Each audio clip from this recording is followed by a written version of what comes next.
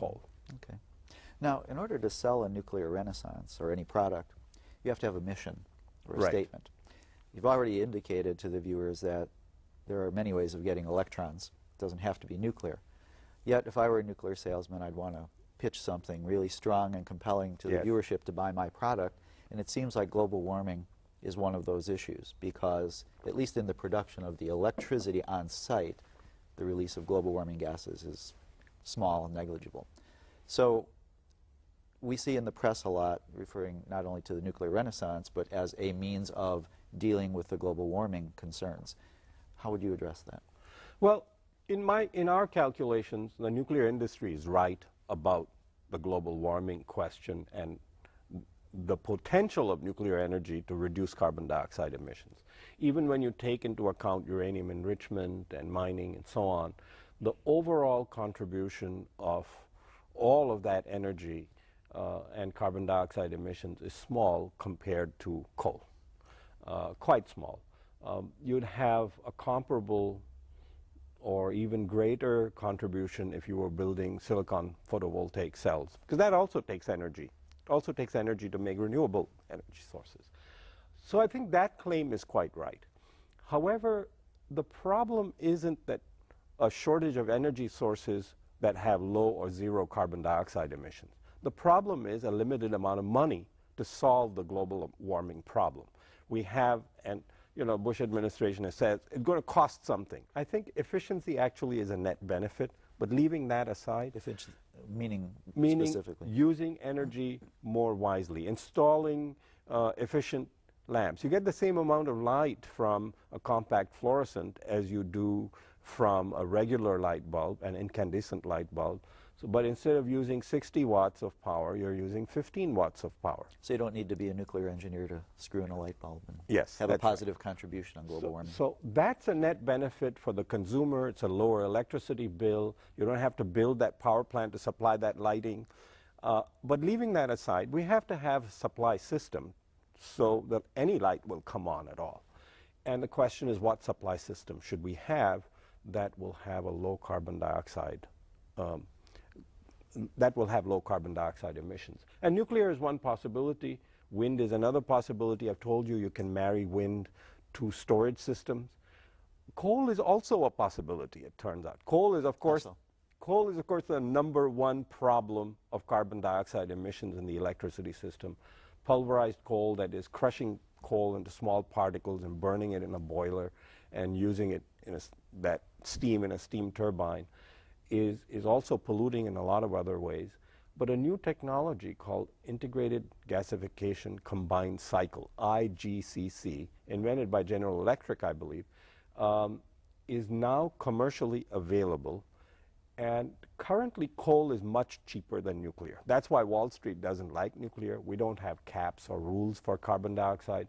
So if you're an investor and want to sell electricity, you'll build a coal-fired power plant. It costs about 4 cents per kilowatt hour compared to 6 or 7 cents for nuclear. So you have a 2 to 3 cent margin to deal with your carbon dioxide pollution problem. And it turns out that that's approximately the extra cost of IGCC, capturing the carbon dioxide and injecting it into a deep geologic formation. So for a state like Illinois, which in the north uses a lot of nuclear plants, but in the south has coal mining regions, right?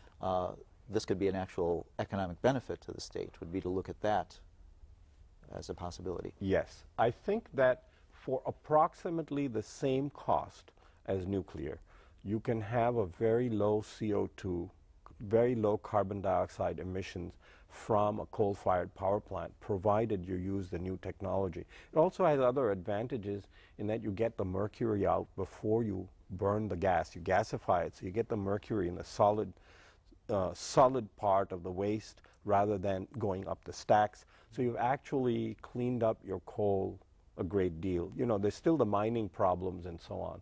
My own view is that in the next many years, wind energy can actually supply almost the entire marginal energy supply. So the focus should really be to go from 1% to 10 or 15% in wind. Solar energy is also now, in the last year, becoming very economical. There's a large plant for solar cells that's being built in Silicon Valley in California, and the projected costs for production, which should go online next year or the year after, this is being built, a large-scale plant for solar cells, would make solar about comparable to wind energy today. I have a question on that. Again, many nuclear advocates point out that the cost of renewables is prohibitive. And the question I have is that because of technological disadvantages or things that we need to invent, or is it because the renewables actually don't have the sufficient market share to give economies of scale which would lower their costs? Well, it's different for different renewables. Wind energy, as I said, is economical. It doesn't need subsidies. Nuclear energy actually is not as economical as wind. That's why they're going to. And it does have subsidies. That's why they're going to Washington for subsidies. Wind also has subsidies. I believe it can do without it. The problem that is inhibiting greater use of wind energy is transmission infrastructure. When we deregulated electricity, transmission became a kind of an orphan sector of the electricity system.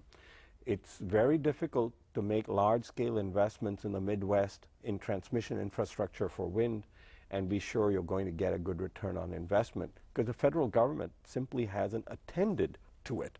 So we need rules that will assure investors of a fair return, that if they invest in a large-scale infrastructure for wind, that they actually won't lose money, that other people won't be using their transmission infrastructure for cheap use of their lines, and then they'll be left stranded with all the investments in wind and not be able to use them properly. Now, would the renewables work any better or worse